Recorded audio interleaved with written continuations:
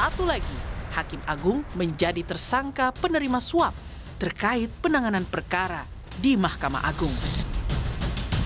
Penetapan tersangka kedua ini merupakan hasil dari pengembangan penyidikan tersangka pertama Hakim Agung Sudrajat Dimyati, serta 5 pegawai kepaniteraan MA yang juga sudah ditetapkan sebagai penerima suap. Jadi Pak Sudrajat tadi malam masih di rumahnya, kemudian tadi pagi juga ada ketemu dengan kami dan minta restu bahwa siap akan menghadiri, dan pagi ini ke kantor, tetapi sehubungan dengan adanya panggilan KPK, dia akan memenuhi. Dia akan segera ke sana. Terungkapnya praktik suap Hakim Agung ini bermula dari operasi tangkap tangan KPK pada seorang Hakim Justisial MA, Eli Tripangestu, beserta aparatur sipil MA, pengacara pemohon kasasi, dan pihak koperasi simpan pinjam inti dana. Terkait sumber dana yang diberikan YP dan ES kepada majelis hakim berasal dari HT dan EDKS.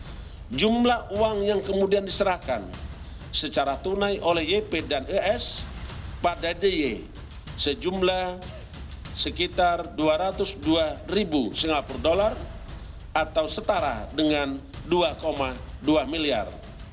Yang kemudian oleh DY dibagi lagi dengan pembagian DY menerima sekitar 250 juta rupiah. MH menerima sekitar 850 juta rupiah, ETP menerima 100 juta rupiah, dan saudara SD menerima sekitar 800 juta rupiah yang penerimaannya melalui saudara ETP. Rekam jejak Hakim Agung Gazalba pun disorot. Salah satunya kala ia menjadi anggota majelis yang memangkas hukuman mantan Menteri Kelautan dan Perikanan Edi Prabowo dari 9 tahun menjadi 5 tahun penjara. Salah satu alasan hakim yang meringankan Edi karena ia telah bekerja dengan baik sebagai Menteri KP. Sudrajat Dimyati dan Gazalba Saleh disebut bukan Hakim Agung pertama yang terjerat kasus. Awal tahun 2000 lalu, ada 3 Hakim Agung lain yang pernah menjadi terdakwa. Namun hakim kala itu memutus, persidangan tak dapat dilanjutkan. Mungkin media semua lupa. 3 Hakim Agung tidak hanya sampai tersangka, tapi terdakwa. Cuma nyampe di PN dilepaskan. Ya, karena eksepsi mereka diterima oleh hakimnya. Ya, junior-juniornya kita paham lah.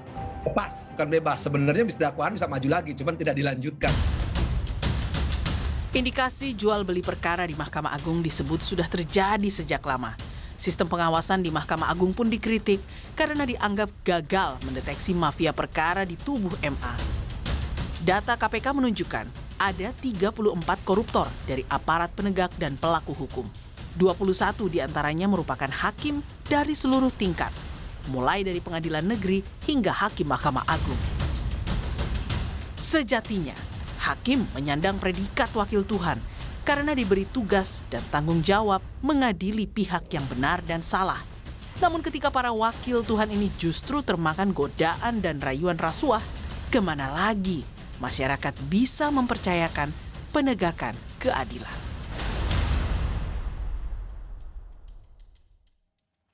Saya sudah bersama Ketua Mahkamah Agung, Profesor Haji Muhammad Syarifuddin. Pak Ketua MA, terima kasih sudah hadir di Rosi. Terima kasih.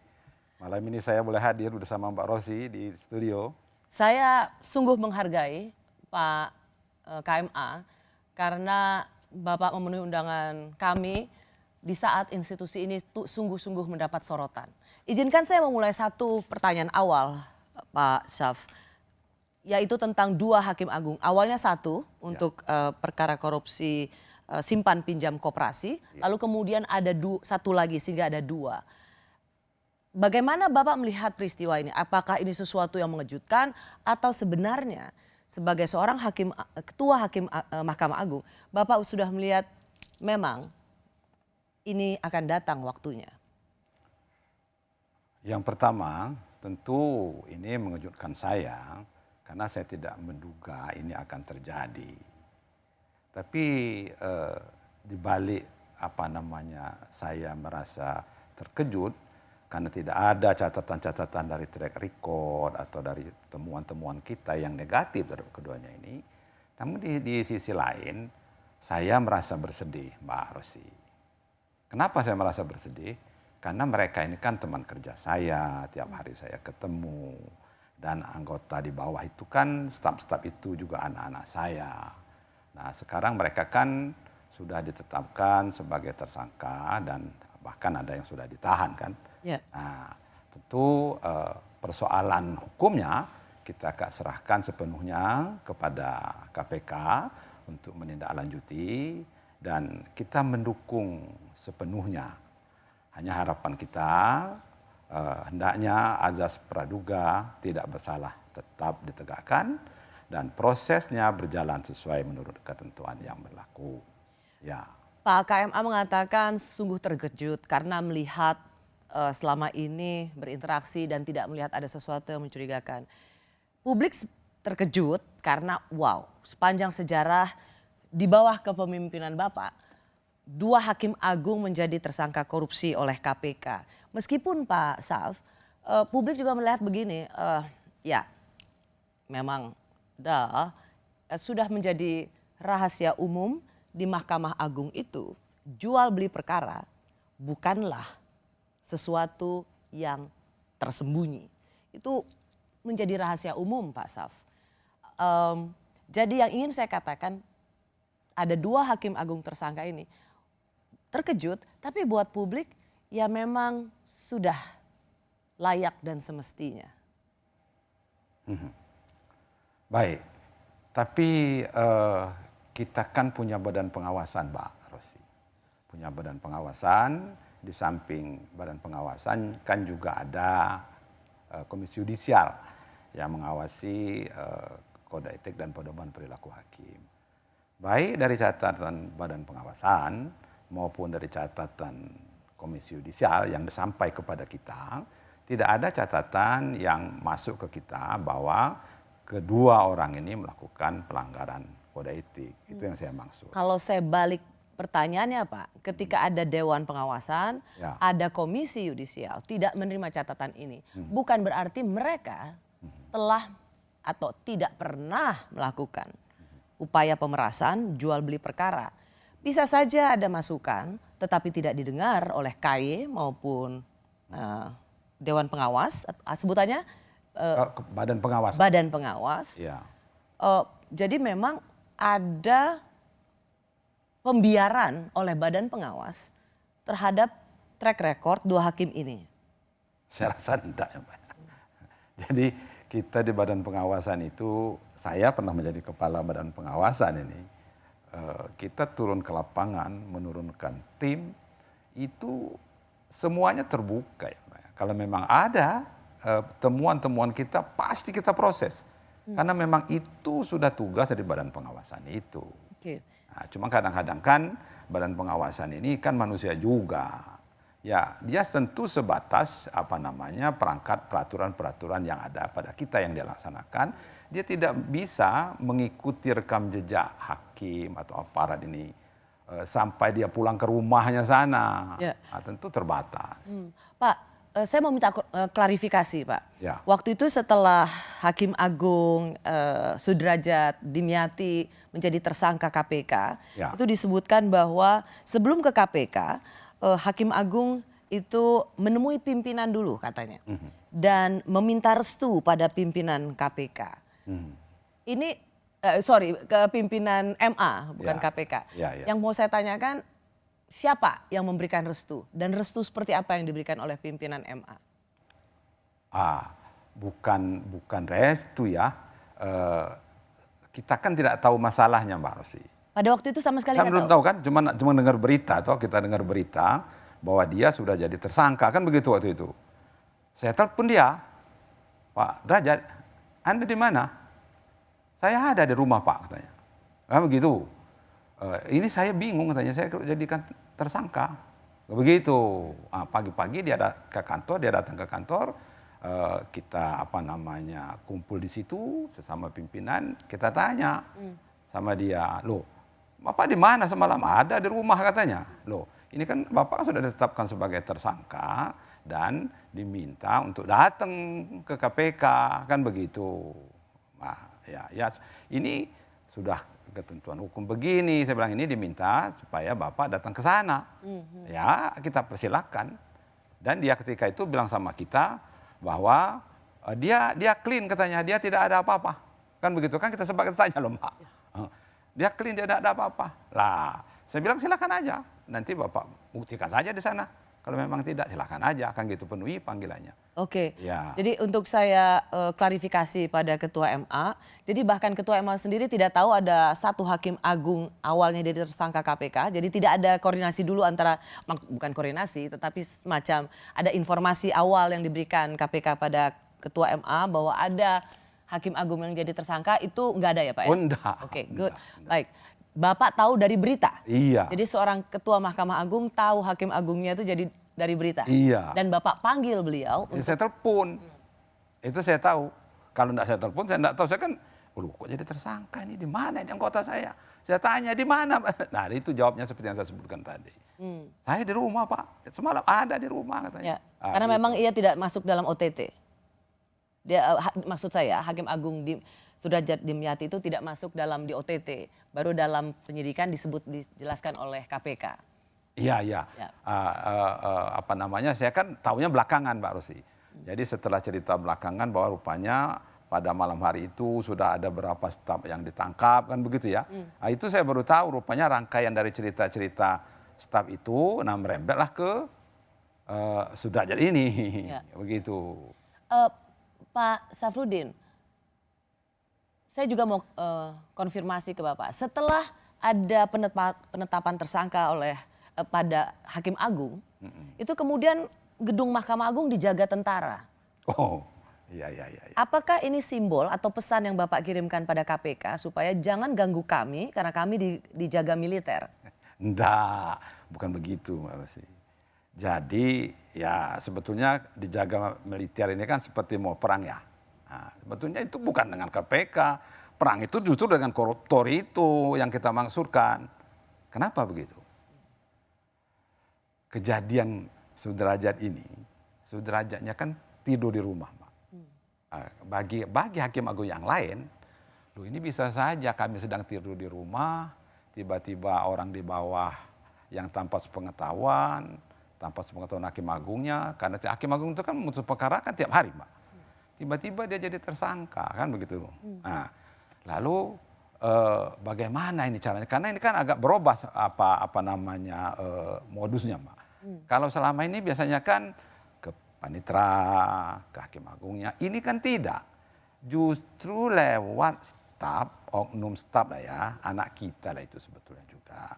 Tapi yang sama sekali tidak menyangkut perkara yang dihubungi. Nah, jadi kawan-kawan ini takut seperti itu. Jangan-jangan ini kita terjadi begini nanti. Nah, hubungannya sama dijaga sama tentara? Nah, yaitu penjagaan yang ada di Mahkamah Agung itu betul itu militer, tetapi itu dari pengadilan militer yang ada di bawah Mahkamah Agung. Sehingga kami itu mudah menempatkan mereka untuk menjaga di situ. Jadi bukan dari luar lingkungan Mahkamah Agung. Tapi saya mau menutup pertanyaan saya soal tentara ini. Karena cukup aneh kalau Mahkamah Agung setelah Hakim Agungnya ditetapkan sebagai tersangka lalu kemudian dijaga militer. Apakah ini akan permanen? Itu pertanyaan saya, Pak. Oh ya. Apakah akan seterusnya atau enggak gitu, oh, ya, Pak? enggak, tentu tidak ya. Tidak benar kalau itu penjagaan itu diarahkan seperti menghalangi KPK. Oh tidak, sama sekali tidak. Kami justru mendukung sepenuhnya kegiatan KPK itu, dan saya malah berterima kasih. Dengan begitu, dengan jalannya hasil pemeriksaan seperti ini, saya kan bisa tahu, oh ini kalau begini ini yang tidak baik ini siapa, yang mana. Momentum untuk bersih-bersih. Iya, jadi kita bisa berterima kasih sehingga yang tidak baik ini ya bisa dibersihkan, bisa diamputasi. Baik. Supaya tidak menularkan yang ke yang lain justru malah. Ditetapkannya 2 Hakim Agung dan sejumlah pegawai kepanitraan MA sebagai tersangka kasus suap seakan memperkuat dugaan maraknya main perkara di lembaga tertinggi peradilan ini. Apa kata Ketua Mahkamah Agung? Saya dan Mas Eko sebagai lawyer itu mengakui secara jujur bahwa kami menyerahkan uang.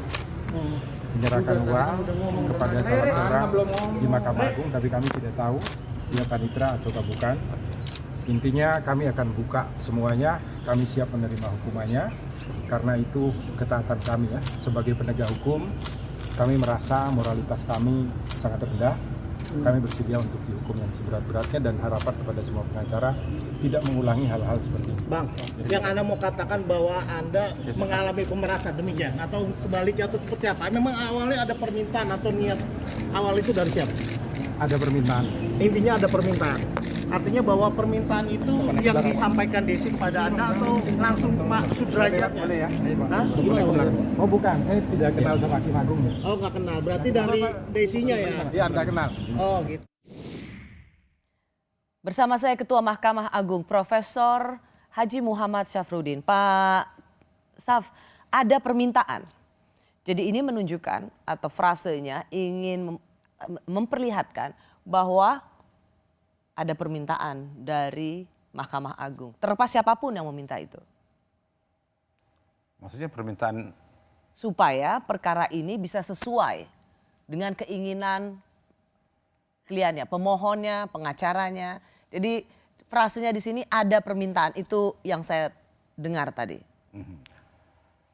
sejauh saya tahu, saya sih tidak pernah mendengar ya Mbak ya, ada orang kita yang melakukan permintaan. Kalau kita tahu kan pasti sudah kita tindak Mbak. Badan pengawasan itu setahun ini saja sudah hampir 179 mungkin yang ditindak Mbak. Ya. Melakukan penindakan maksudnya? Iya, jadi kalau memang ada, kita tahu pasti kita proses. Tidak mungkin kita diamkan, tidak mungkin. Pak Saf, penjelasan Ketua KPK begini, dalam pengurusan kasasi ini diduga pegawai kepanitraan ini menjadi penghubung hingga jadi fasilitator dengan majelis hakim yang nanti bisa mengkondisikan putusan sesuai keinginan pengacara. Di sini terlihat bagaimana pengacara mulai dari level yang paling bawah sampai yang paling atas, panitra misalnya, itu sindikat karena ya atau paling nggak menjadi satu bagian yang bekerja sama. Ini hakim yang menyuruh panitra untuk beroperasi atau sesungguhnya praktek yang ada, Pak Saf, kelompok panitra ini memang menjadi korlap atau operator-operator hakim untuk jual beli perkara. Baik, kalau kita lihat kejadian yang sekarang ini, itu makanya saya bilang saya berterima kasih dengan KPK tadi justru membuka mata kami bahwa ternyata sekarang ini justru dari bawah itu dia masuk. Dari bawah itu, dari staf-staf kita itu. Nah oleh karena itu, karena ini kita dengar seperti itu, kita segera melakukan tindakan Mbak Rosi. Kita lakukan rotasi dan mutasi terhadap staf-staf kita. Ada 17 yang sudah kita rotasi dan mutasi dan akan... Di Mahkamah Agung? Iya, akan terus kita lakukan. Lalu di antara yang dirotasi dan mutasi ini, ada yang termasuk juga di antaranya staf-staf itu semua dan panitera pengganti. Tapi tidak bisa sekaligus. Karena seperti panitera pengganti, Mbak. Kalau dimutasi sekaligus, ini akan mengganggu persidangan justru. Jadi nggak bisa potong satu kaki, satu angkatan sekaligus. Ya kan harus ada pengganti, Pak. Harus ada pengganti. Nah, oleh karena itu sekarang kita sedang merekrut pengganti, seleksi panitera pengganti itu. Nah, panitera pengganti yang sekarang ini kita seleksi, kita lebih ketat, jauh lebih ketat daripada yang sudah-sudah. Kita meminta rekam jejak dari kita sendiri, dari Badan Pengawasan, dari Komisi Yudisial, dari KPK juga, dan dari PPATK, serta kita melakukan analisis LHKPN, dan kita juga meminta pendapat daripada pimpinan calon itu, yaitu kepada ketua tingkat pertama dan ketua tingkat bandingnya. Sejauh mana pengamatan mereka integritas terhadap calon ini. Nanti setelah ini masuk dan sudah mendapat pendidikan, nah ini baru akan kita mutasi yang ada di dalam ini. Menggantikan itu. Pak, tadi kan panitra, sebenarnya ini cerita lama sih Pak. Panitra itu bagian dari kelompok yang ikut jual beli perkara. Bahkan sering ada yang bilang, wah ya deketin aja panitranya untuk bisa dapat ke hakimnya atau majelis hakimnya. Tadi Bapak mengatakan bahwa dua hakim ini nggak ada track record yang terima masukannya, yaitu untuk 2 temuan Hakim Agung Sudrajat Dimyati dan juga Ya. Gazalba itu. Ya. Tetapi Pak, publik mencatat bahwa Hakim Agung Sudrajat Dimyati ini dia pernah punya kasus yang cukup besar. Dia ingin jadi Hakim Agung, calon Hakim Agung. Ada insiden soal mencoba melobi Komisi 3 di toilet waktu itu. Dan kemudian batal jadi Hakim Agung. Tapi kemudian coba lagi dan jadi Hakim Agung. Kan seharusnya ini sudah jadi jejak awal bagaimana Mahkamah Agung tidak lagi menerima kualitas hakim yang coba-coba bermain hanya untuk mendapatkan ambisinya sebagai Hakim Agung. Ya, baik Mbak Rosi. Jadi sekarang proses seleksi Hakim Agung ini berbeda dengan dulu. Jadi proses seleksi Hakim Agung ini itu mendaftarnya ke Komisi Yudisial. Jadi di Komisi Yudisial inilah diseleksi, kemudian lulus dari seleksi Komisi Yudisial, diteruskan ke DPR. Nanti dipit juga di DPR, mana yang lulus di DPR baru diteruskan ke Presiden, kemudian menjadi SK, itulah yang kita terima. Paham Pak, tapi apa tidak? Jadi kita tidak bisa menolak. Awal? Maksud saya kita tidak bisa menolak yang sudah dilulus. Oh kita tidak bisa, oh jangan yang ini, tidak bisa. Kita harus menerima apa yang sudah lulus itu. Nah, dan itu ada di KY? Iya, yang melakukan seleksi awal penerimaan itu seleksinya ada di Komisi Yudisial. Ya, nah kita hanya menerima dan yang saya maksudkan tadi selama beliau itu jadi Hakim Agung, nah itu yang saya tidak menemukan catatan temuan-temuan itu terhadap yang temuan soal misalnya main perkara, terima duit Pak. Tapi apakah bisa temuan itu juga atau sense atau seleksi atau melihat hakim yang baik itu dilihat dari vonisnya. Ya. Misalnya Gazalba ini Pak, ini kan betul-betul menjadi perbincangan yang sangat trending di masyarakat melalui sosial media. Ya. Ketika ia menjadi salah satu majelis dalam perkara korupsi mantan Menteri KKP, dalam pertimbangannya disebutkan bahwa ia sudah menjalankan, bahwa terdakwa sudah menjalankan tugasnya sebagai menteri dengan baik, sehingga itulah yang membuat ia mendapat keringanan hukuman. Ya. Ada pertimbangan-pertimbangan hakim yang dianggap tidak masuk akal. Nah, masa yang kayak gini Pak Saf tidak melihat vonis hakim sebagai mahkota seorang hakim itu sesuatu yang harus dilihat. Ini hakim benar nggak memberikan vonis? Ya, betul. Yang pertama Mbak Rosi, hakim itu memang bertanggung jawabnya kan kepada Tuhan Yang Maha Esa. Lalu saya sebagai pimpinan, saya juga sudah memberikan rambu-rambu bagi hakim ini agar bisa memberikan putusan yang proporsional, yang ada kepastian hukumnya dan konsisten. Nah, inilah yang harus dipatuhi oleh hakim-hakim saya, hakim-hakim bukan hakim-hakim agung dan hakim-hakim yang lain. Nah, panduan-panduan inilah yang harus diterapkan, yang harus dipertanggungjawabkan. Apakah sesuai perasaan itu dengan proporsi yang ada, apakah ada kesatuan kepastian hukum dan konsisten dia dalam menentukan besarnya hukuman yang dijatuhkan itu. Ya, karena sering sekali pertimbangan yang diberikan hakim itu nggak masuk akal, Pak.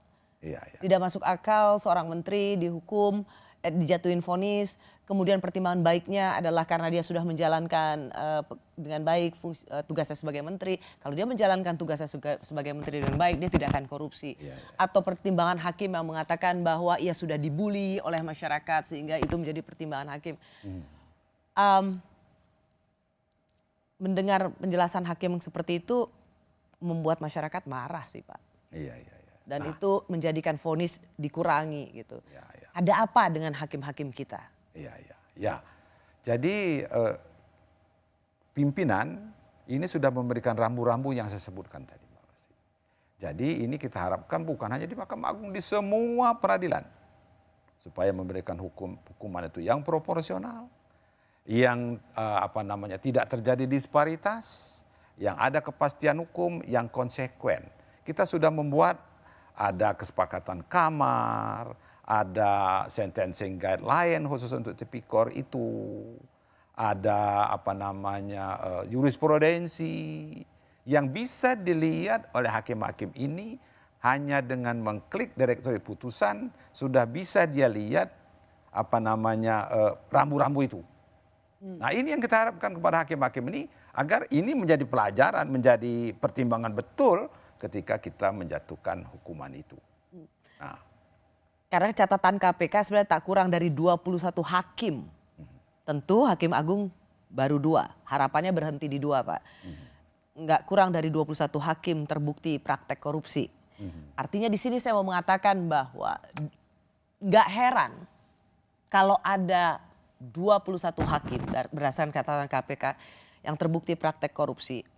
Karena kalau melihat kualitas vonisnya saja, itu orang bisa jadi bersyakwa-sangka. Tidak ada vonis yang murni berdasarkan pertimbangan hakim tanpa iming-iming lainnya. Hakim kemudian bisa dengan sangat mudah mengatakan saya bertanggung jawab pada Tuhan. Tidak ada yang boleh mengintervensi, tidak boleh ada yang menekan. Tetapi jangan sampai hakim itu seenaknya memvonis, tapi kemudian mencederai keadilan masyarakat dan berlindung di balik hakim tidak boleh diintervensi. Ya itu memang yang saya harapkan. Jangan bersembunyi di balik independensi. Nah, hakim-hakim ini agar perhatikan betul perasaan keadilan yang tumbuh di masyarakat itu. Nah, saya mengenai hakim-hakim yang 21 tadi ya dibilang. Catatan KPK. Ya, 21 ya. Kalau kita lihat jumlah hakim kita kan ada 8.000, Mbak. Banyak sekali hakim kita ini. Jadi kalau dilihat itu cuma sedikit. Cuman walaupun cuma sedikit, saya juga tidak mendaki itu ada. Ya. Nah, apa yang ingin saya katakan? Sesungguhnya masih banyak hakim-hakim kita ini yang bagus, Mbak Rosi. Baik di tingkat Mahkamah Agung, di tingkat banding, di tingkat pertama. Itu masih banyak hakim-hakim yang bagus-bagus yang menegakkan hukum dan keadilan itu dengan benar. Saya setuju kalau memang yang tidak baik, kita dukung sepenuhnya. Yang tidak baik itu bagaikan penyakit di dalam tubuh kita. Yang apabila tidak diamputasi maka dia akan merembet kemana. Karena itu kita dukung penuh itu KPK. Pak Saf, saya akan masuk dalam bagian berikutnya. Tapi saya akan memberikan pengantar seperti ini. Dalam catatan KPK dalam kurun waktu 2019-2020, setidaknya ada 20 koruptor, Pak, yang hukumannya tuh disunat oleh Mahkamah Agung, baik di tingkat kasasi maupun di PK. Sorotan ini kemudian memunculkan publik rindu pada sosok Hakim Agung bernama Artidjo Alkostar. Masihkah kita bisa dapatkan seseorang seperti almarhum Artidjo Alkostar?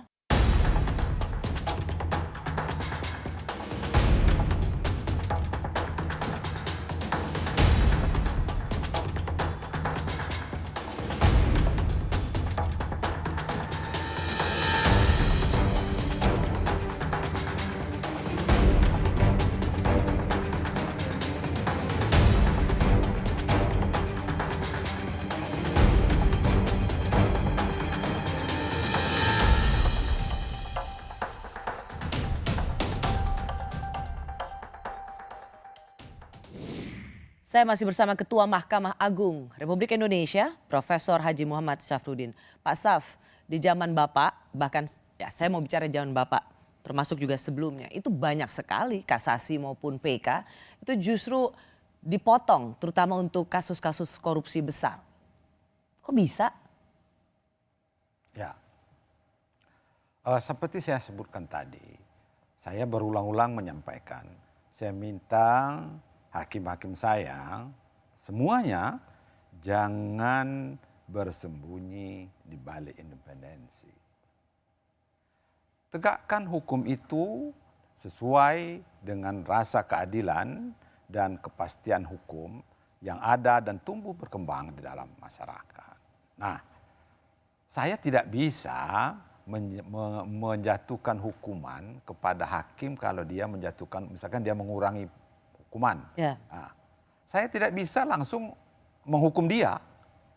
Tetapi kalau memang ada bukti di balik itu ada permainan, tentu kita akan tindak. Oleh karena itu sekali lagi, saya berterima kasih dan bersyukur kepada KPK yang sudah menemukan pelanggaran-pelanggaran seperti ini. Itu sungguh membantu kami untuk bersih-bersih yang tidak baik itu. Yeah. Nah, karena kalau yang tidak baik ini tidak segera kita hentikan, Pak Rosi, ini saya khawatir jangan-jangan nanti jadi merembet ke lain. Jadi kita amputasi saja. Dan demoralisasi bagi hakim-hakim baik lainnya. Ya, oleh karena itu ketika di awal saya menjabat, saya sudah sampaikan bahwa bagi hakim-hakim yang dan anggota-anggota kita yang tidak bisa dibina, binasakan saja.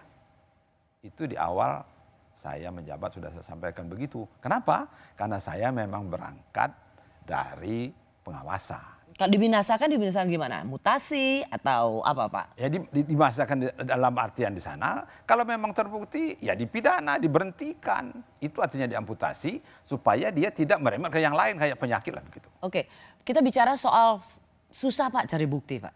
Ya. Antara pengacara, panitra itu sebuah struktur tak terlihat yang terus beroperasi soal memenangkan perkara ini. Ya, ya. Termasuk hakimnya juga. Ya. Saya pernah mewawancarai Angelina Sondah. Ya. Ketika kasus-kasus besar di zaman Pak Artijo Alkostar. Itu selalu dibilang gini, siapa dulu nih hakim agungnya. Kalau udah misalnya Pak Artijo Alkostar, udahlah mendingan jangan PK deh. Atau karena apa? Udah pasti lebih berat. Kita nggak punya lagi Pak hakim agung yang ditakuti oleh koruptor. Baik, Pak. Kalau yang dimaksudkan itu menghukum berat, saya rasa sesungguhnya masih banyak hakim-hakim kita yang seperti itu. Tapi bisa kita lihatnya itu di kasasi. Banyak di tingkat kasasi itu yang di tingkat pertama, tingkat banding rendah sampai di kasasi naik. Banyak sekali. Tapi kalau di tingkat PK memang peraturannya di tingkat PK ini tidak boleh lebih naik. Kalau nurun boleh.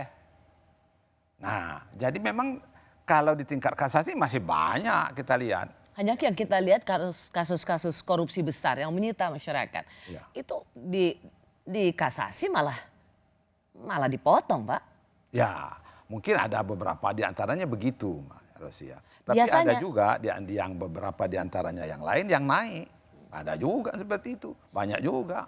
Pak, biasanya mau di tingkat pertama, tinggi, kasasi, mungkin PK gitu Pak. Biasanya nih, hakim yang kemudian memvonis dan kemudian kita bisa lihat ini mencederai rasa keadilan masyarakat, itu biasanya adalah hakim yang mau pensiun.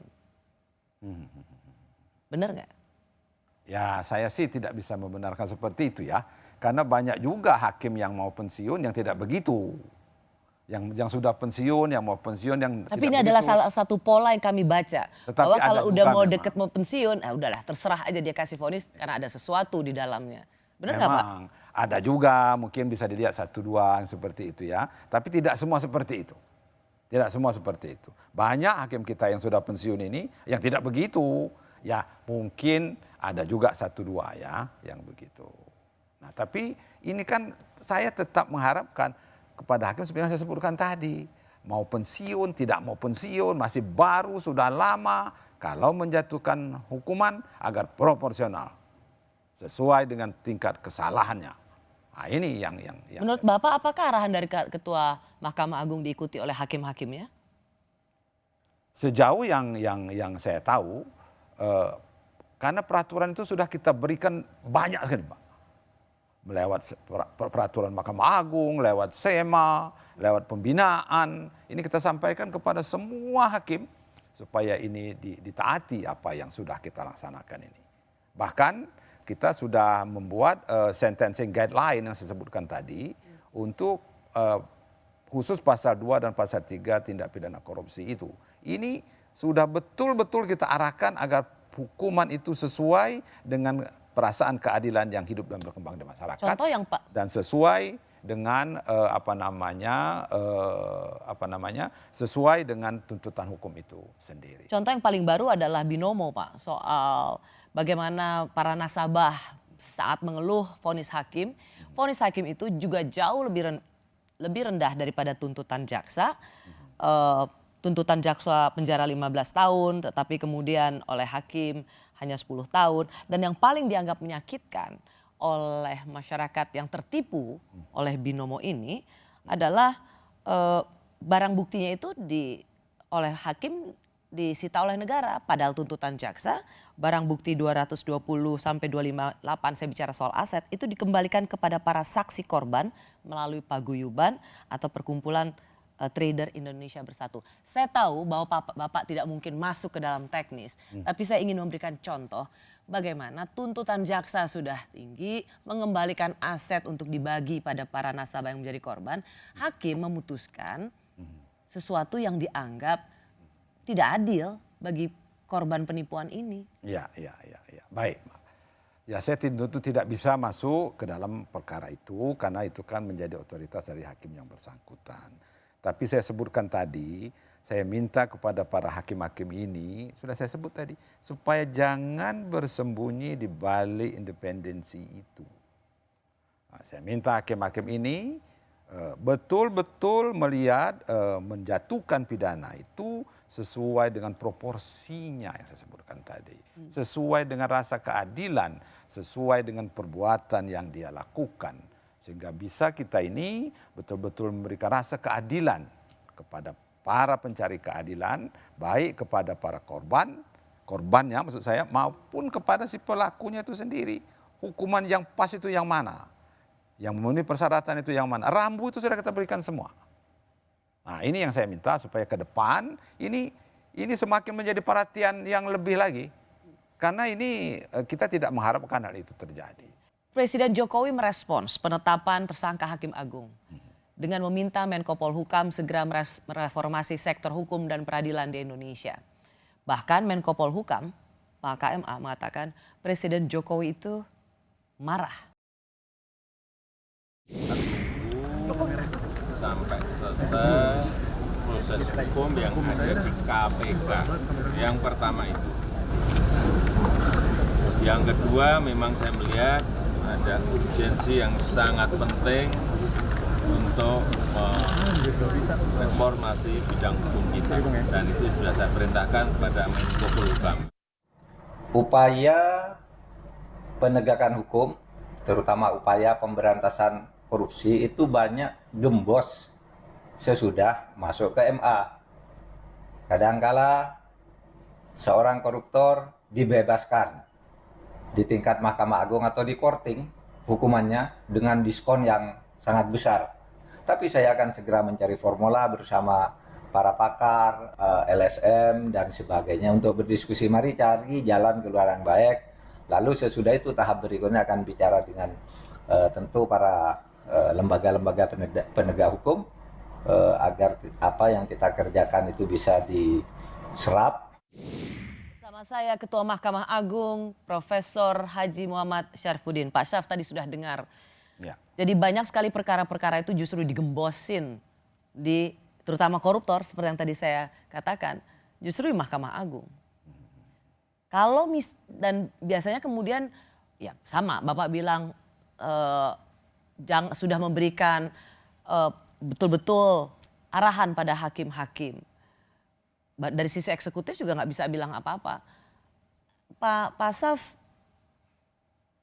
bisa nggak sih ada reformasi cepat di Mahkamah Agung? Yang paling mungkin adalah gini deh, kita lihat kualitas vonis Hakim Agung, terutama di Mahkamah Agung itu adalah yang memenuhi rasa keadilan. Bukan yang justru dicibir oleh masyarakat. Saya rasa indikatornya sangat sederhana. Baik, Pak Rasi. Jadi saya merasa memang reformasi peradilan itu memang kita perlukan, Pak, ya. Seperti tadi yang dilakukan oleh disebutkan oleh Pak Presiden tadi. Saya berterima kasih karena ini pemerintah, Bapak Presiden memberikan perhatian khusus terhadap Mahkamah Agung khususnya. Nah, tadi sudah disampaikan, terima kasih. Nanti suatu saat tentu kami juga diajak bicara tentang reformasi peradilan itu. Nah, Kami sendiri sebetulnya sudah ada reformasi peradilan itu karena kami sudah punya blueprint, Mbak. Blueprint Itu tidak terasa sih Pak, mohon maaf, itu Ya. tidak terasa. Ya, blueprint itu sudah ada sejak 2003 sampai dengan 2010, kemudian 2010 sampai dengan 2035. Kami di situ dalam mengimplementasikannya, kami juga sudah membentuk tim pembaruan. Yang di tim pembaruan itu bukan hanya internal tapi juga dari eksternal.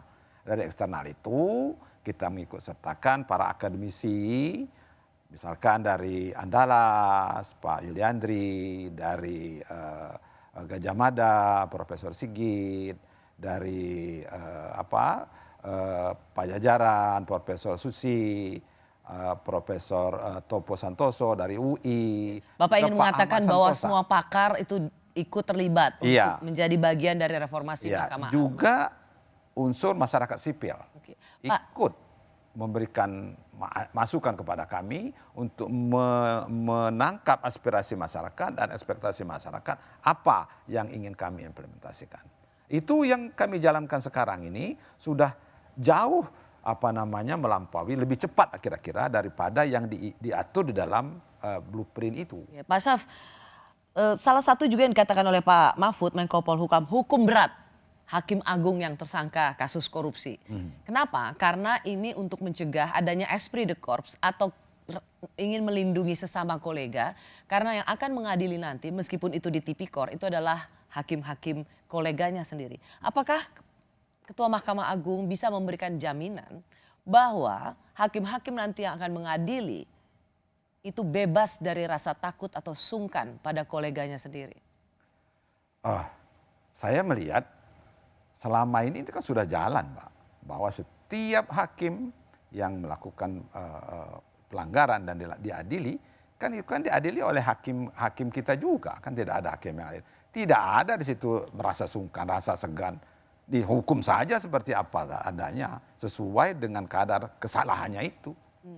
Tidak ada itu karena kawan jadi ringan, enggak begitu. Bisa lihat berapa banyak yang sudah dijatuhi hukuman disiplin itu. Meskipun juga ada kasus bahwa ditolak sehingga tidak bisa dilanjutkan. Itu mungkin dari struktur hukumnya begitu, itu saya tidak bisa masuk ke situ karena itu kan hasil pemeriksaan di persidangan ya Mbak ya. Tapi kalau kita lihat yang sudah berjalan yang beberapa yang dijatuhi hukuman ini, saya rasa enggak ada itu yang diringan-ringankan itu enggak. Dan saya minta kepada hakim-hakim saya, mereka itu kan tidak ada di bawah komando, mereka ini berdiri sendiri, independensi. Hukumlah sesuai dengan keyakinan dan proporsional dengan kadar kesalahannya. Baik. Sama saja, tidak ada bedanya itu Pak. Ketua Mahkamah Agung Bapak Sarfuddin, terima kasih sudah memberikan penjelasan di Rosi. Terima kasih Pak Rosi. Tetaplah di Rosi, Kompas TV, saya Rusyana Silalahi. Kita jumpa lagi minggu depan hanya di Kompas TV, independen, terpercaya.